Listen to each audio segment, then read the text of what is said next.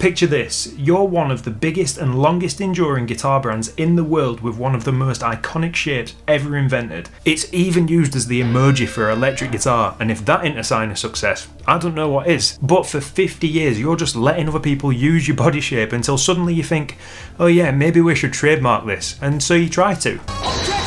Unfortunately for you, the big legal guys with the hammer said no. You were just chilling for like 5 decades and letting other companies use your body shape and never said a thing. And that is where Schecter comes in, because they were one of the companies making guitars and replacement parts using these shapes for years. Not only that, they got pretty damn good at it too, and eventually they made this, the Schecter Nick Johnston Traditional, and I think it beats Fender at their own game. In terms of appearance and build quality, it's obviously a Stratocaster, innit? Well, not exactly, dude. Legally speaking, only a guitar that's this shape that has the Fender logo and headstock can call itself a Stratocaster, and that's why you hear so much talk about S-type guitars. And this is a pretty straight example of one at first glance. You've got an older body finished in atomic black, mint green pickguard loaded with 2 Schecter Diamond Nick Johnston single coils and a Schecter Diamond 78 in the bridge, 1 volume, 1 tone with a coil split, a 2-point trem, and bolted to the body is a roasted maple neck with 22 jumbo frets, a Graphtec nut and 6 inline Schecter locking tuners. So it's definitely what you would expect from a traditional Strat in some ways, but not in others, and you've probably already noticed the stuff that clues you into what this guitar is all about. Nick Johnston is a phenomenal guitar player, and his own style of bringing together traditional and contemporary is like really apparent in this guitar. The locking tuners, Graphtec nut, 2-point trem, but also the roasted maple neck and 22 jumbo frets, and the fact that this board is a 14-inch radius,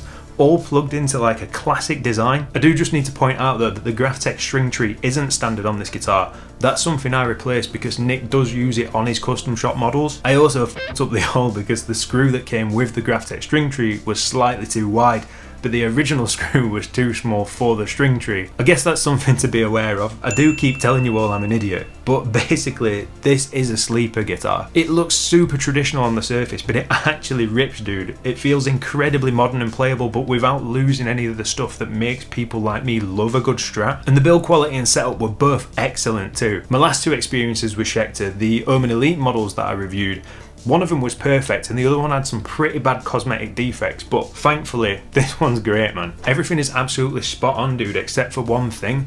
The frets were kinda dull and pretty tarnished when it arrived. They did feel pretty good, but they needed a little bit of work when I set it up.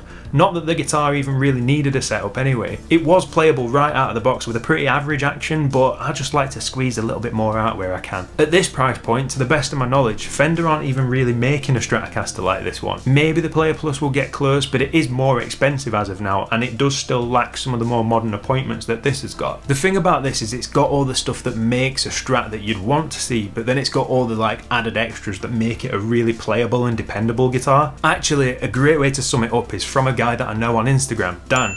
He's an incredible guitar player, and we were talking about his Nick Johnston a little while ago. I remember him telling me that he reckons this is as close as you're going to get to a Sir for a reasonable price, and I don't think he's wrong about that. And quickly, thank you for tuning in to check out this guitar with me. I'm incredibly grateful to have you here. If you could do me a solid and hit the like button if you find this video helpful or enjoy yourself at any point, because it really is the best way to help the channel. And if you do want to stick around by subscribing, I would be absolutely honoured to have you here. Cheers, dude. Now, playability is where it really starts to show its true colours.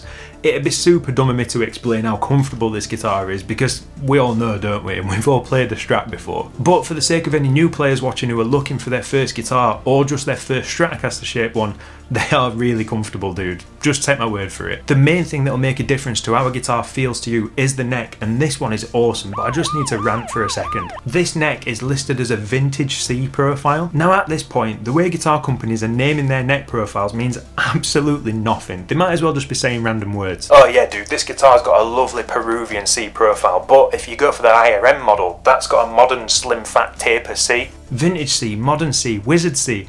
What does it even mean? This vintage C profile, which you'd probably expect to be vintage feeling and a bit chunky, is actually slimmer and quicker than the modern C on the Harley Benton Fusion and the Wizard C that they put on the Ibanez Quest. I am baffled, man. But rant over.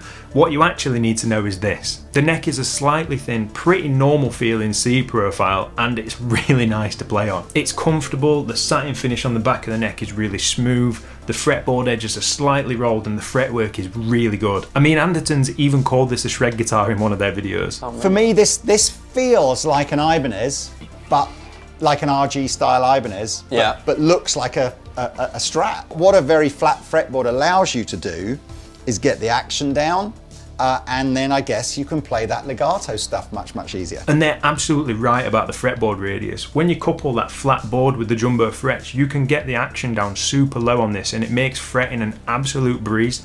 And that's like exactly where I want to be with this guitar. The locking tuners, Graphtec nut and 2-point trem also make this guitar incredibly fun to play, dude. That whole combination of parts keeps this guitar solidly in tune no matter how much you bend or piss around with a whammy bar.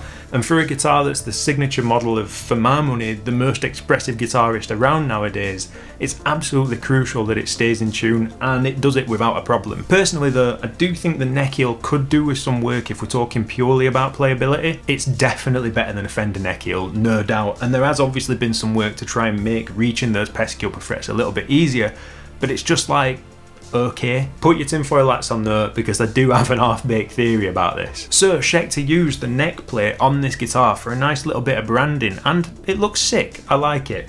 But if you were to sculpt the neck heel and make this guitar even more playable, where would you put that branding? I reckon they've chosen not to make this guitar more playable and instead opted to make it look cool, which is fair enough really. But really the neck heel's not that bad honestly, and even just a little bit of work to make an S-type neck heel better is well appreciated. But Schecter, Nick, if you happen to see this mediocre guitarist's video about your guitar, I've got an idea for you. It's yours, totally free, no strings attached. You could use the neck joint from the Omen Elite that's a little bit more contoured, or even make a sick new contoured neck joint with like loads of upper fret access, and then just put all your cool branding on a sick looking trem plate. Just a thought, but it might help you squeeze out even more performance from like an already sick guitar. Getting into the sound of the guitar though, that's actually one of the main reasons that I got one again.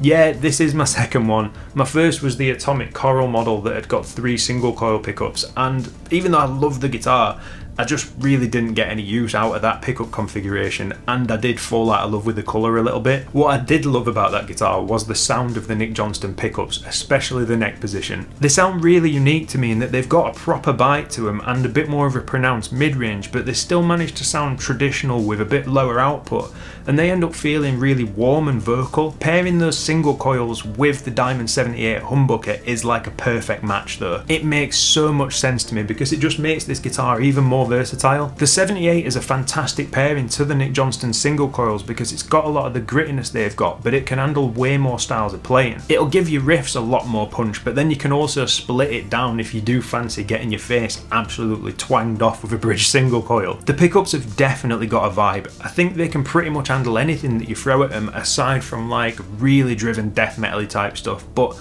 anything up to and including like progressive metal, I think they'll handle it easily. For me, it's best suited to the exact style of music that Nick plays, that like rock influenced, instrumental, melodic focused guitar stuff that he's so well known for. Though equally, if you were to put this guitar in the hands of someone like Jack Gardner or Pierre Donnell, then I think it'd sound insanely good.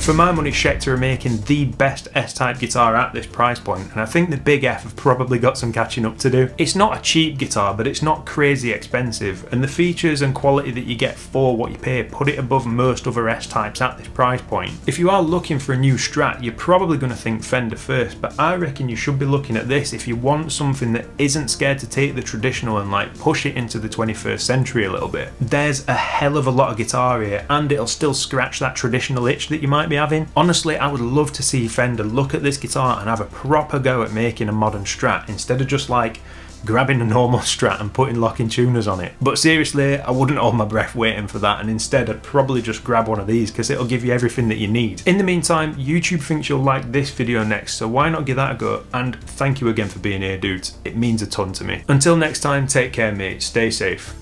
I'll see you later.